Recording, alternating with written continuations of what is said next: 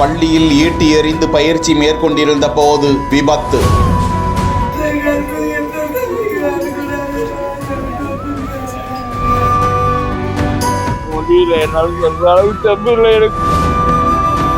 Test பண்ணாங்க sir. Test பண்ணும்போது நின்றுடுச்சு sir. அதனால கண்ணால மட்டும்தான் முடியும். நாங்கள் அதை மட்டும் கொடுத்துட்டு வந்திருக்கோம் சார். அவ்வளவு குறுக்கே ஓடி வந்த மாணவரின் தலையில் ஈட்டி பாய்ந்த அதிர்ச்சி. துயரச் சம்பவம் கேட்டு தாயும் விபரீத முடிவு. செய்யலாம், இது பண்றது தப்பு இல்லை. என்ன இதெல்லாம் இருக்கணும் கரெக்டா. இல்லைன்னா அந்த ஸ்கூல்ல செய்யக்கூடாது. வேற எதுவும்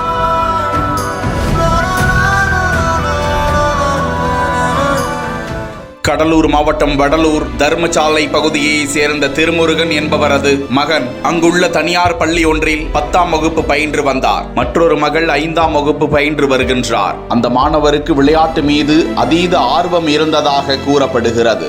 சிலம்பம் போட்டியிலும் கலந்து கொண்டு மாவட்ட மாநில அளவில் பல பரிசுகளை தட்டி சென்று வந்தவராம். இந்த நிலையில் அந்த பள்ளியில் கடந்த 24ஆம் தேதி மாலை மாணவர்களுக்கு விளையாட்டு பயிற்சி பள்ளி வளாகத்தில் நடந்து கொண்டிருந்த போது மாணவர் ஒருவர் எறிந்த ஈட்டி திருமுருகனின் மகனின் தலையின் மீது பாய்ந்து படுகாயமடைந்தாராம். உடனடியாக அந்த மாணவரை மீட்டு வடலூரில் உள்ள தனியார் மருத்துவமனையில் முதல் உதவி சிகிச்சை அளித்து பின்னர் மேல் சிகிச்சைக்காக புதுச்சேரி மகாத்மா காந்தி மருத்துவமனையில் அனுமதிக்கப்பட்டு சிகிச்சை பெற்று வந்த நிலையில் 2 தினங்களுக்கு முன்பு சென்னை காவேரி மருத்துவமனையில் சேர்க்கப்பட்டு விழுப்புரம் மாவட்டம் முண்டியம்பாக்கம் அரசு மருத்துவக் கல்லூரியிலும் சேர்க்கப்பட்டு பல கட்ட சிகிச்சைகளை கடந்து வந்தும் அந்த மாணவருக்கு மூளை சாவு அடைந்து விட்டதாக மருத்துவர்கள் தெரிவித்து விட்டனர். இதனால் மனமுடைந்த தாயார் சிவகாமி உயிரையே மாய்த்து கொள்ள முயல அவரையும் மீட்டு நெய்வேலியில் உள்ள தனியார் மருத்துவமனையில் அனுமதித்து சிகிச்சை பெற்று வீடு திரும்பியிருக்கிறார். உடல் தானத்திற்கான அறுவை சிகிச்சை செய்யப்பட்ட நிலையில் அந்த மாணவனின் கண்கள் மட்டும்